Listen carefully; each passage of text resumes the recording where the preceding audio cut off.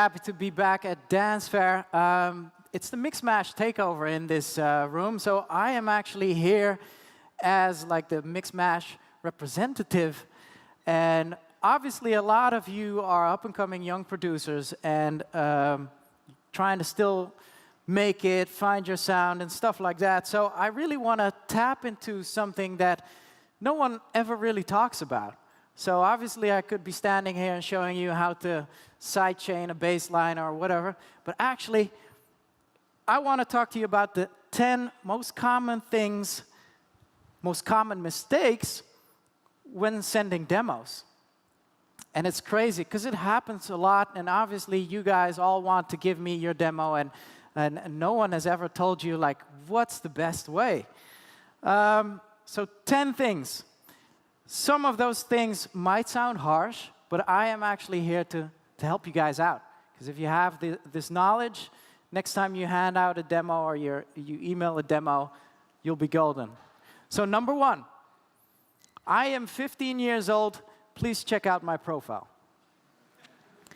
So you guys see that a lot, right? So what would be my motivation to think, oh, wow, he's 15. Let's look on his profile. Why would I be motivated to care if you are 13, if you're 12, if you're 17, if you're 24? Why is that a thing? So tell you what, it's not a thing, sadly enough. What would be more impressive is if you would say, hey, I've been making music for about 5 years now. Check out my profile. That sounds instantly better, right? Even if you would say, hey, I already got support by some DJs, maybe some unknown DJs, but whatever. Say Martin Garrix played your bootleg remix on a show, then you can say that in your profile. You can say, hey, I already got support from Martin Garrix. Would you check out my profile? That sounds way better than just telling your age, right? And I really, so if this is not clear, I really just want to dive back into your brain. That's not me, that's the, hang on. There we go. So who of you have played football here? Football. Any football players or soccer players? Yeah, a lot, right? So if you would tell someone that's in the major league, hey, I've been playing football for 1 year. I want to football at the major league. You want to take me? You want to see how good I am? What do you think they would say? They would say, well, you know, maybe you should practice some more. So same goes for music, really. So if you've been making music for 1 year, do you really think you're that good that you can come up to like big-ass DJs and tell them to listen to your track? There's a slight possibility you are, but most of the time, sadly, you're not. So, and this ties into my number 2 of the most common mistakes. I just made my first track. Would you like to listen to it? So I often say my response to that is, well, actually, I would love to listen to it. I would love to give you some advice, and I give a lot of advice. But can I listen to your 10th track instead? Because if you progress onto your 10th track and you listen to the first ever track you made, trust me, you're gonna be very embarrassed. And you're going to be embarrassed that you sent it to someone like me or whoever. And you're going to be like, I've been making so much better music. I wish you could listen to my 10th track.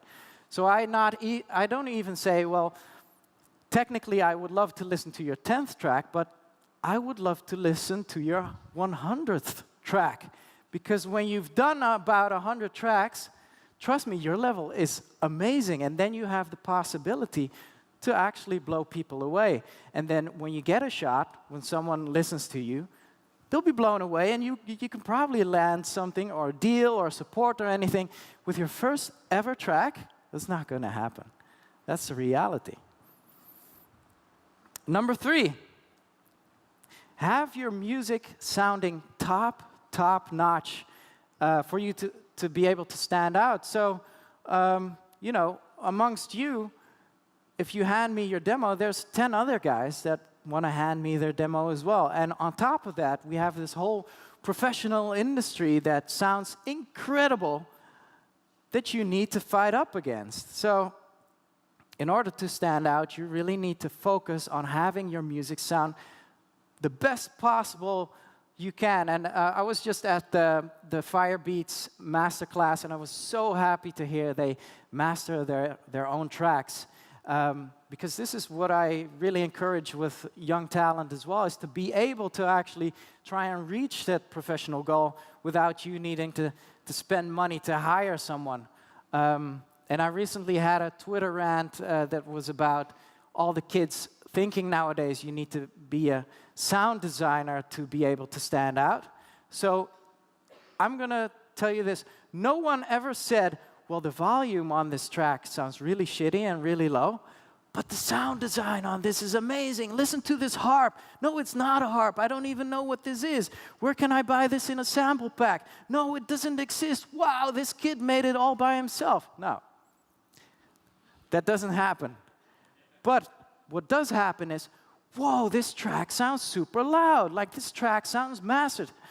This track kicks me in the stomach when I hear it. Or listen to these amazing melodies and listen to the structure of the track. So there's so many more things more important than just making synths from scratch. It's everything collected and then being able to master a track that will make you stand out. So everything counts. In order to stand out, obviously you'll need to do a little bit of spamming. And you obviously, so on Instagram, you see a lot of spamming coming. And but actually what's more important than spamming is to actually connecting with people. So say you're this 15-year-old kid on my Instagram telling me to check out his profile. Every single photo I post. So at a certain point, I'll be like, dude, I'm just going to block you or delete you or not check out your profile. Instead, if this 15-year-old kid would say, oh, hey, I love this photo of you slicing fruit with like a kung fu knife. Oh, that's cool. That's nice. OK, next photo. Oh, hey, I like this photo of you presenting the new denim gear. Oh, that's cool. And so I'll notice this kid because he's always on my Instagram, but he's giving me compliments. And not as much as trying to kiss my ass, but what happens there is there's a connection starting. And this connection will eventually lead to me being interested in this kid and wanting to check out his music. So that's not going to be today. That's going to be in like 6 months or in a while where a connection like that happens. And so connecting is way more important than just leaving a trail of links, and I will get back to that shortly. It's time for number 4. Hi, this is my demo. The track is called untitled.mp3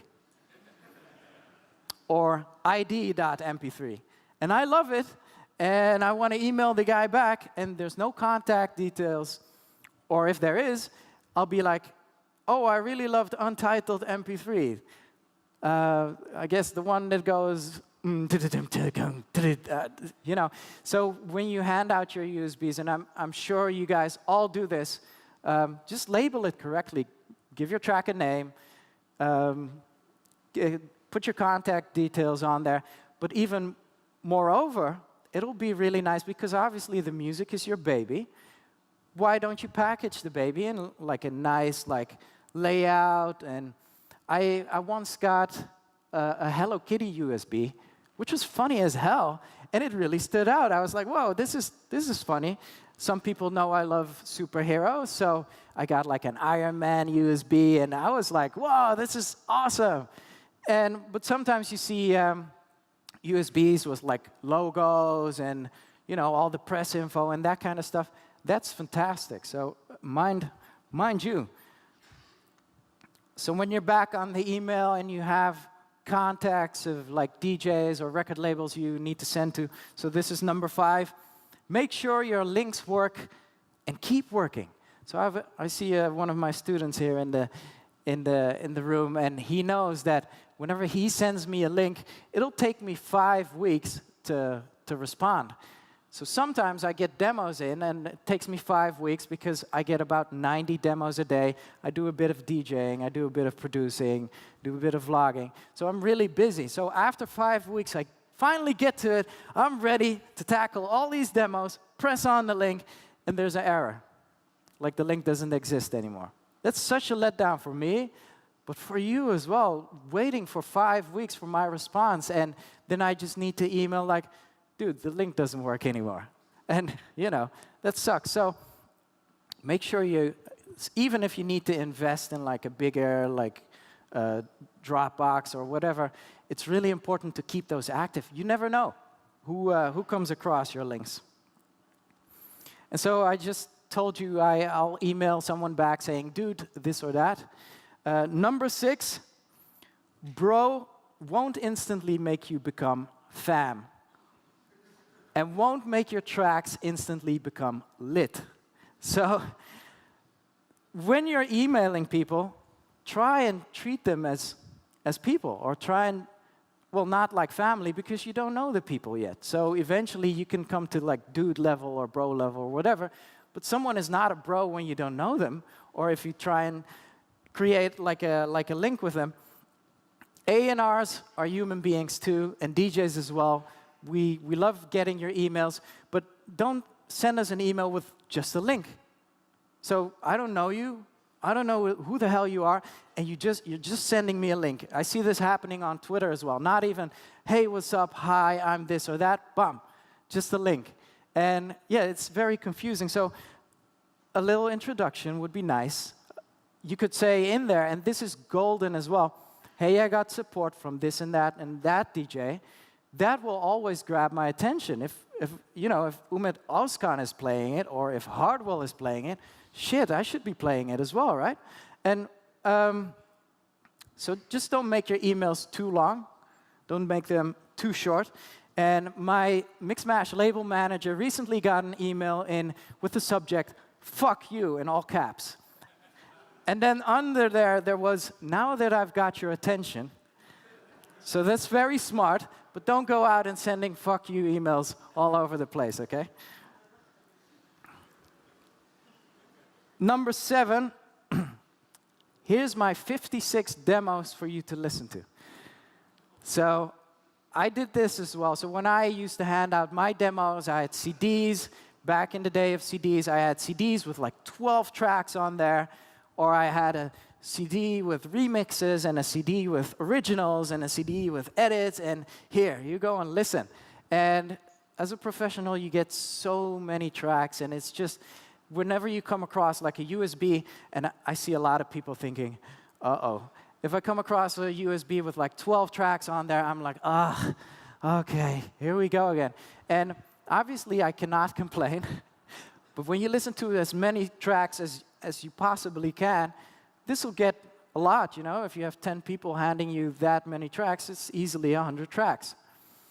So what I would advise you is just to pick out your 2 or 3 absolute killer tracks, ones that you know that'll make a really good impression of who you are and who you're gonna be, and just hand those out. Less is better than more in this case, absolutely. Number 8 is a personal pet peeve of mine. And I'm just going to put it here, and I'm just going to tell it to you. I made this remix for Ed Sheeran. You're 15 years old. No one knows who the hell you are. And you made a remix for Ed Sheeran? He actually contacted you and said, dude, I love your music bro, I love your music so much. I want to have this remix from you. No, so whenever I see a remix, this will pop up in my mind. But then, so if it's just you taking the original and doing your own thing with it and remixing it, if it's an unofficial remix, you should call it a bootleg. Now, if you're 15 years old and you email me telling me I made this bootleg of Ed Sheeran, I'm like, oh, that's interesting. I'll have a listen. Maybe he did something great with it. So for me, it's like, yeah, you know, that's like saying you're like a producer when you work with like ghost producers, saying you made a remix when it's a bootleg, or if you made an edit telling me it's a bootleg. And if you don't know what I'm talking about, there's stuff online. You can check it out, and you can see the specific differences between bootlegs and remixes. So one of my all-time best achievements ever that I'm most proud of is my remix for Daft Punk. I officially remixed Daft Punk back in the 90s. It was an official remix. They asked me to do it. I did it. They emailed me back saying, wow, dude, this is amazing, and we want to put it out. That's an official remix. And so now any 15-year-old guy can tell me that they made a remix of Daft Punk. So, you know, this is why I'm so furious about it. It kind of breaks my heart. It means, like, you know, if I'm at a birthday and I'm with family and I'm telling them I remixed Daft Punk, they're like, yeah, whatever. Any 15-year-old kid can do that. So, you know, that's why I'm saying that. Okay, number 9. Don't spread hate and keep it positive. So, a lot of times when I browse through SoundCloud comments or YouTube comments, you know, you see a lot of hate. And saying that you're better than someone, saying that you're better than a professional, doesn't actually make you better. Furthermore, it'll make you look like an asshole, and you don't want that. It's about real quality and real experience and real talented. So if you're not there yet, if you're still trying to make it, stay positive. Stay open for feedback. It's not your time yet. And this yet is super important. So I've been on your side as well, where you see all these professionals and, you know, people putting out tracks and people having success. And, you know, the first thing you do is get jealous, and you're like, they don't deserve it, and I deserve it. And actually, what you should do is to realize that you're going to get there as well. I'm very positive that if you believe in your dream, if you keep on working hard in your dream, you will get there. But you're not there yet. And only through staying positive, you will reach that goal. So if people don't respond to your demo, don't quit. Maybe you're not good enough yet. Maybe you are. But just keep on making music. Sometimes, and this is what I used to do as well, when I was 16 years old, I handed in demos, and then I waited for 2 months for a reply. No reply. And now what? So I always say, keep on making music. If you need to wait for my feedback, don't wait. Just keep on making music. In the end, it doesn't matter how much success you have, how much money you make, how much fame you have. In the end, it'll always stick to those basics, to enjoy making music, to create something new.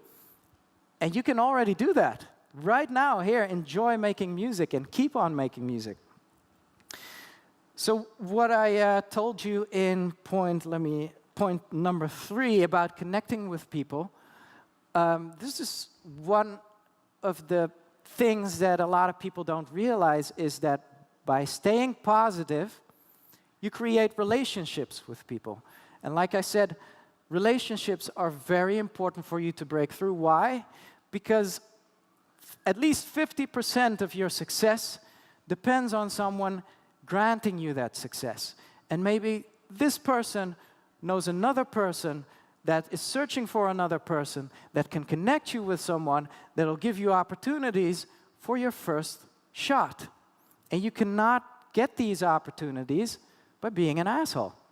So connecting with people and building relationships with people is probably even as important as trying to master the art of production or DJing. And in that sense, trying to make this your profession, you will need to dive into like the business type of model where, you know, you'll actually need to go out and meet people, shake hands, have lunch, have a coffee, talk about stuff, go home, a few months later, talk some more.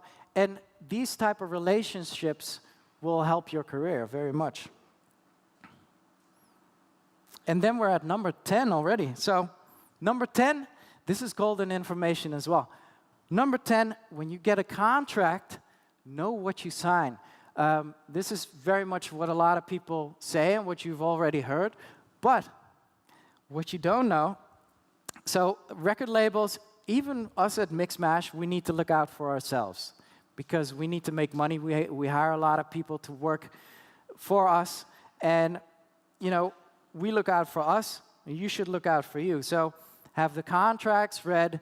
If you know what the contract says, don't be afraid to ask questions. And here's the good part. When you get a contract, it's actually not set in stone yet. It'll be set in stone if you put your autograph on it. But as long as your autograph is not on there, you're free to negotiate. So you can actually, even if you change the whole contract around and take everything out and demand much more money or whatever, that's all possible. You can actually make the contract the way you like it, the way you understand it, and then put your autograph on there and have it set in stone. So keep this in mind when you get a contract, is that it's like you need to come to a mutual agreement where both sides are happy.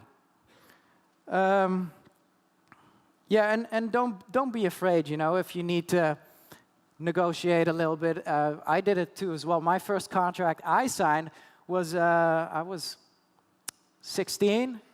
I was 18, and I signed all my rights away for my lifetime, for the whole universe, and it was gone. It was out of there. And 10 years later, I needed to buy all my rights back. So back then, I had someone telling me what was in the contract. So I went to a lawyer and had the contract read. The lawyer said, well, there's this and that and this and that. And I'm like, yeah, whatever. I'm just going to sign it and go for it.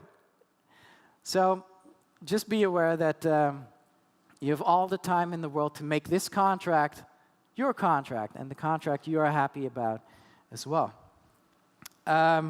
So, 10 most common mistakes when sending demos. I hope this will help you improve, and next time you post something, you post it with a little bit of a sense in mind, and I actually hope all of you will reach professional level, and I'm sure you can with the help of these points. I'm going to play a little bit of Oprah Winfrey right here. Everyone that's on a seat right now will get a custom pair of, looking at the Mixmash people here. Mixmash branded earplugs by Alpine.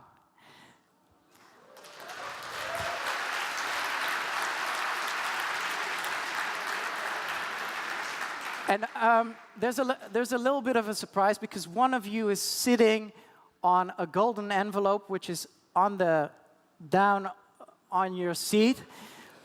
If you find the golden envelope, you'll get custom-made earplugs, which you can get like measured in. Ah, there you go. He has it.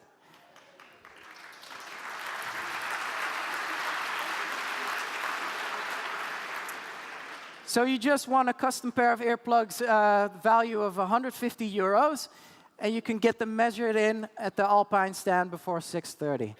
So I want to thank you all for coming out. Really hope this helps, and this was my seminar.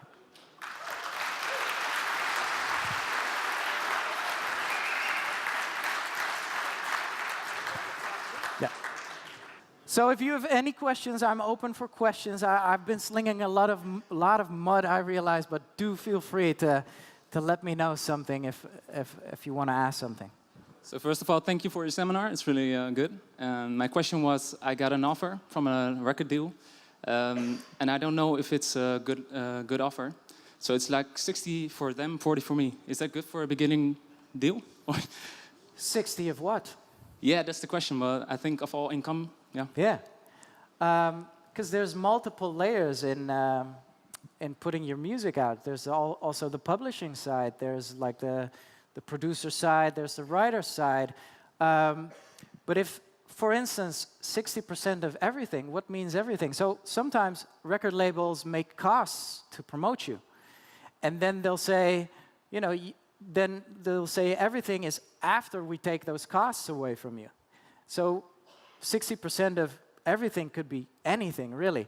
And you can go as deep as that, as to just ask the question, 60% of what? And is this after promotion? Yeah, you can go in really deep. Is this on the publishing side? Is this on my writer side? Yeah, there's a ton of stuff that comes with that. So what kind of percentages did you get for your first deal? Depends on what. Publishing, for example? Publishing. Yeah. So there's my manager right there.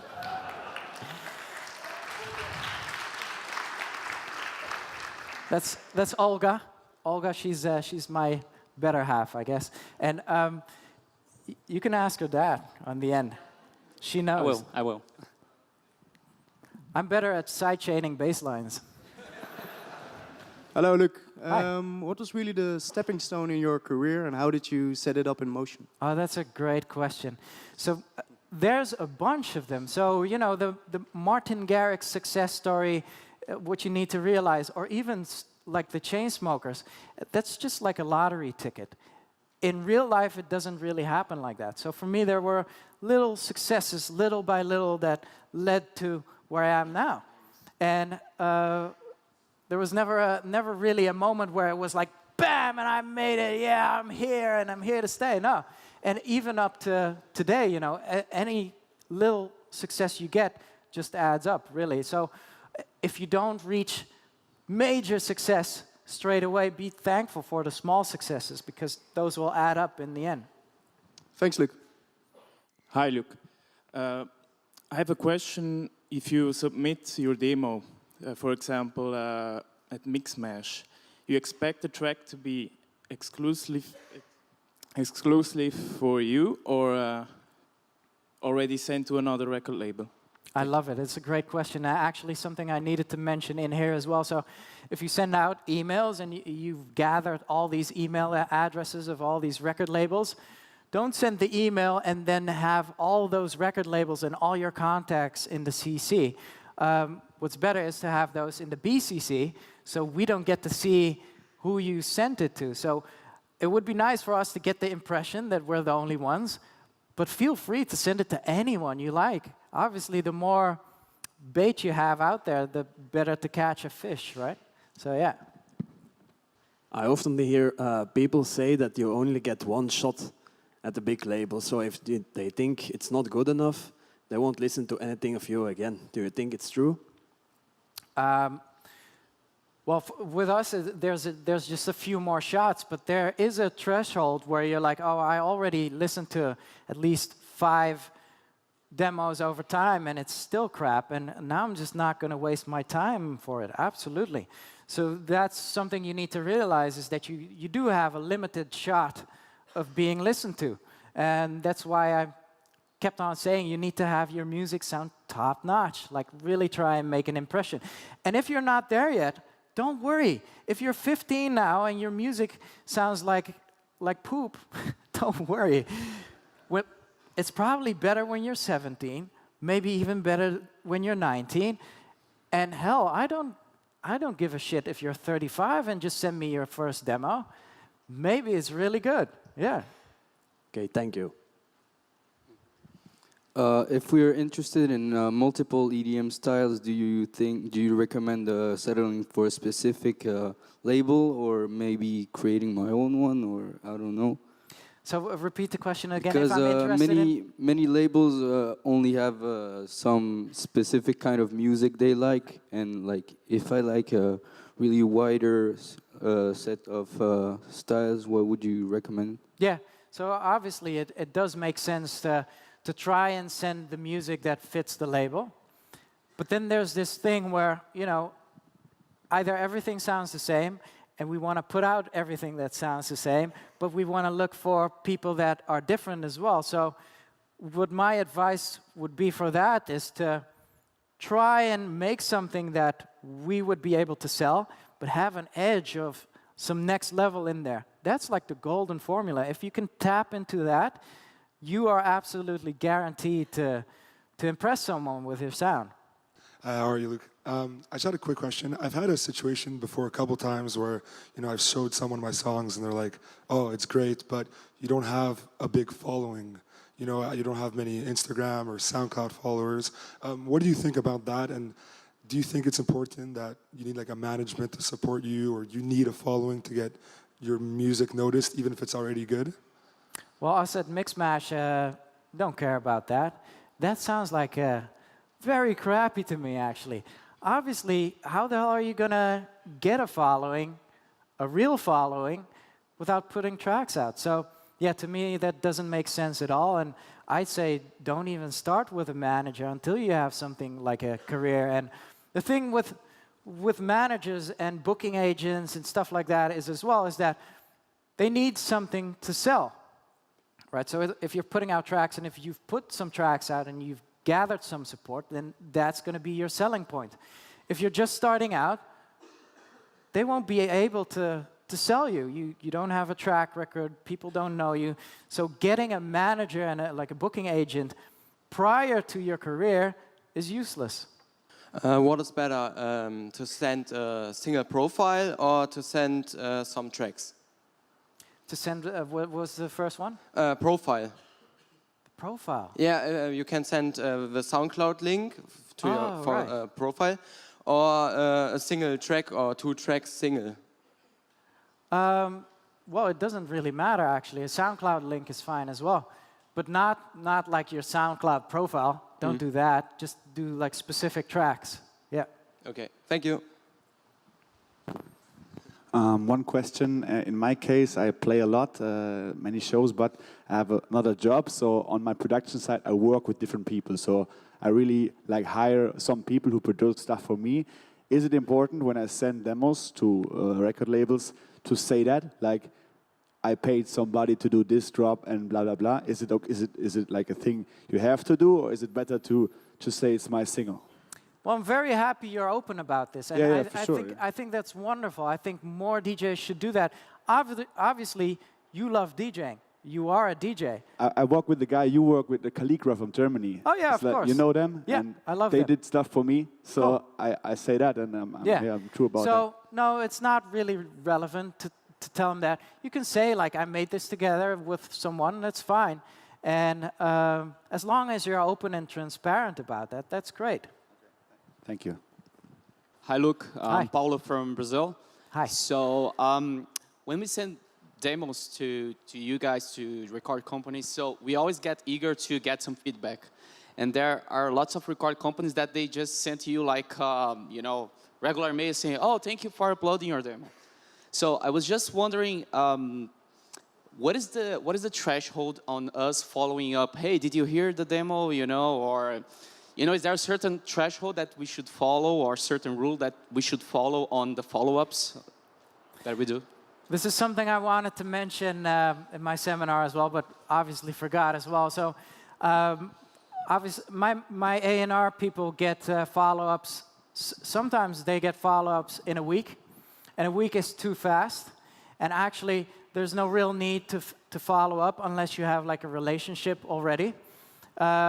Yeah, so don't worry about that. And in terms of not getting feedback, it's hard being on this side because I get like 90 demos a day, and my record label as well. And so it's impossible for us to give any of you real feedback unless we're interested. So don't worry too much about that, and just keep on sending your music and send your best music ever. Oh, very important thing as well that I forgot. Oh my God. So yeah, so with demos, I just want you to realize that my threshold is out of the 10 demos I make, so I will end up putting out like 3 to 5 tracks of those. So this means don't be worried that you cannot like make the biggest tracks ever every single session. So it's best to like make 10 tracks, and then from those 10, look at the 3 best and send those out. So yeah, it just happens. We're all human beings. You cannot make the best tracks ever in every single studio session. I just got the intel that we can keep on going with questions. So, okay. So if there are any other questions, please feel free. Yeah. Hey, Luke. Hi, Jake. One question about the management thing. What do you think about to building up artists for management? So maybe the management say, okay, you're a good guy, yeah, and we want to take you as a DJ and producer and give you some songs and building up a career like in the 90s. Yeah. Yeah. What do you think about Yeah, it? that's something that's very standard in the overall music scene, and that happens. And you know, if you have like a management reaching out to you and wanting to do that with you, that's great. But don't feel like you need that to have success. Yeah, so this is like a two-sided thing.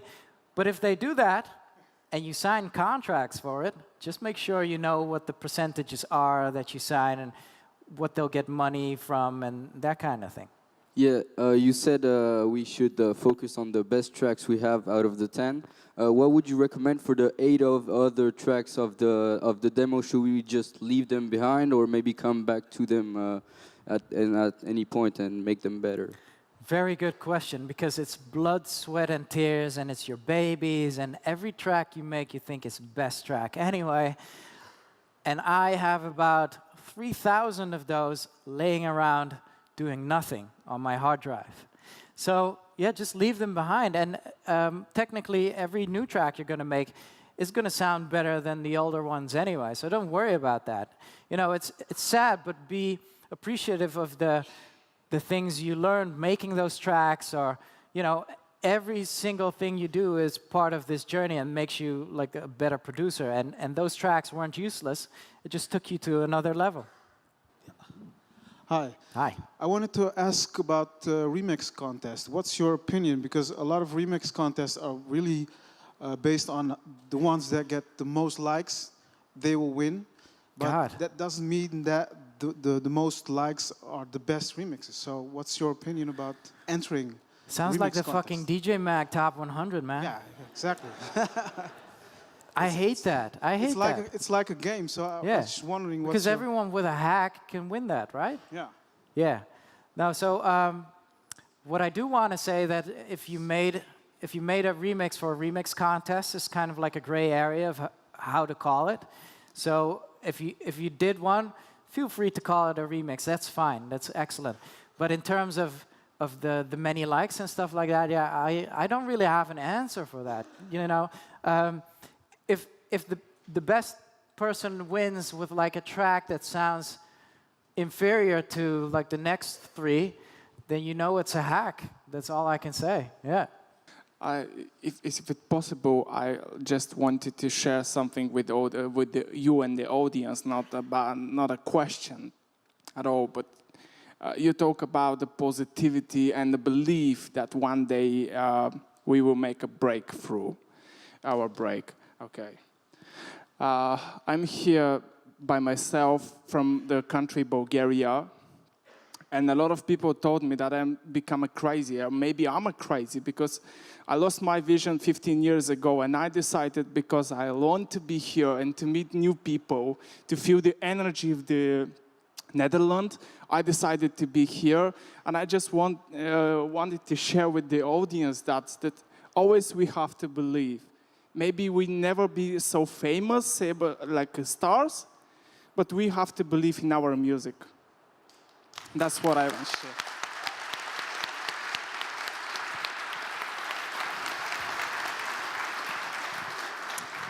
Beautiful. And I can take it to like a scientific level, actually, this is the essence of the reality we live in. Thoughts become things. And this has been scientifically proven. You know, when they try and measure protons, and they try and measure this one. So a proton actually exists in 2 similar places at once. Up until the point they try and measure it, it'll appear there. But before that, it just hovers in various spaces. So this is kind of like next level stuff, right?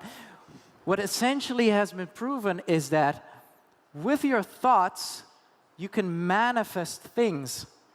And it really happens like that. So if you want it, you should just go out and do it every single day. All of you can. If I can do it, you can do it. I'm no one special. I just got lucky and worked really hard with it. You can be the same as well. And yeah, absolutely. Positivity will bring that for you. What tips do you... Sorry. What tips do you have on finding labels that fit the best with the music that you're making? Good question. First thing that comes in my mind is just go to Beatport and find the stuff that sounds like your stuff, and then see what label is there. And I guess a simple Google will lead you to their website and address. And yeah, I think you can do something like that. If I'm just looking at my label people here, would that be like a good thing? Sounds right? Yep. Sure, thanks.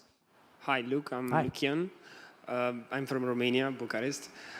What would be the best platforms to upload our music? I know SoundCloud. A lot of people put music on SoundCloud. You spoke about Beatport as well. I think you need to put that music through a label. You cannot upload it directly. Yeah. So yeah, I've seen a lot of people put music on Instagram, part of their music. Yeah. Yeah, that's a good way. I'm not a fan of anything in particular, really. I use a lot of Dropbox myself. And yeah, really, so whenever your music is ready and whenever you are ready, you should just post it anywhere and everywhere. Hey, Luke. I'm wondering, to make a living of making music, do you have to become a DJ when you make electronic music?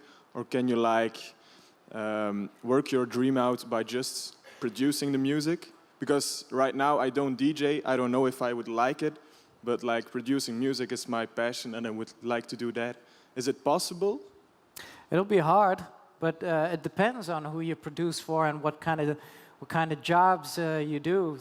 So obviously someone like Martin Voorwerk has a lot of work, and so you can go into that route, but you can also go into advertising and TV and maybe pop even.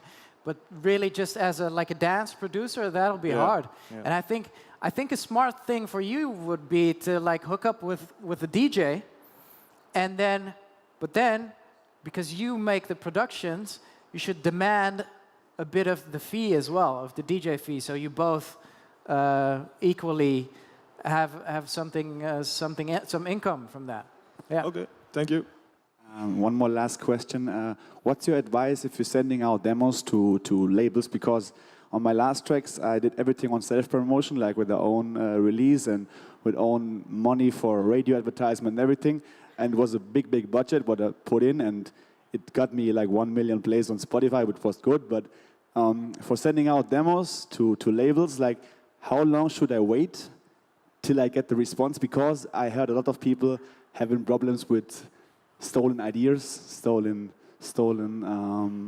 tracks. And do you recommend to say I send out a song and then wait 2 weeks or 3 weeks and put it out by myself, or just wait forever? Or is there a way?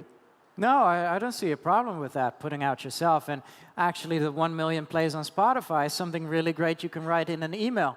But even if your track got stolen by someone, you can say, they stole my track. Listen to my originals here. It's promotion too. Yeah, okay. all things will help. Okay. I'm just going to put you guys on my Snapchat. 1 second. Here at the seminar, look at these people.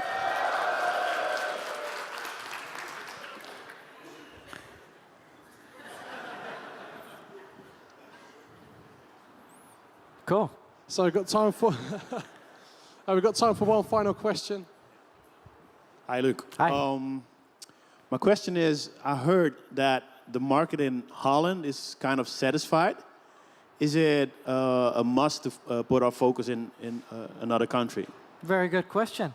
I often get this question by a lot of talents I have all over the world that are focusing on having a career locally. So, for instance, Shelko Garcia and Teen Wolf, who are still in Las Vegas, are still trying to make it in Vegas.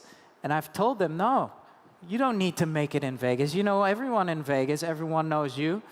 Right now, they don't want to offer you bookings, that's fine. Just focus on outside of Vegas, focus on LA, focus on, the rest of the world. The world is such a big place. That's like a big frustrating thing for a lot of young talents who just want to play in the local club and everything. don't be worried about that. Whenever the world is ready to book you, then the place you came from will book you as well. Any part of the world. Any part of the world, they'll like your music. So I think that's it. This was a huge inspiration, I hope, for all of you. It's been definitely a big inspiration for me. So one last time, a big round of applause for Mr. Laidback Luke.